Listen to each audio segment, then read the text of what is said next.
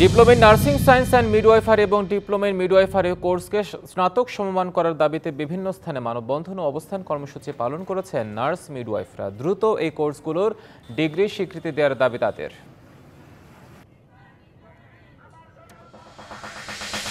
পর্যাপ্ত ওয়ার্ড সুবিধা ও হাসপাতাল চালুর দাবিতে অনির্দিষ্টকালের জন্য সুনামগঞ্জ মেডিকেল কলেজের একাডেমিক ও প্রশাসনিক কার্যক্রম বন্ধ ঘোষণা করেছেন শিক্ষার্থীরা।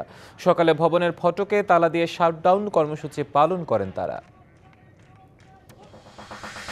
আলোচনার মাধ্যমে খুলনা প্রকৌশল ও প্রযুক্তি বিশ্ববিদ্যালয়ের স্বাভাবিক অবস্থায় ফিরিয়ে আনতে প্রয়োজনীয় ব্যবস্থা নিয়েছে বিশ্ববিদ্যালয় প্রশাসন। দুপুরে ব্রিফিংয়ে কথা জানায় বিশ্ববিদ্যালয় কর্তৃপক্ষ।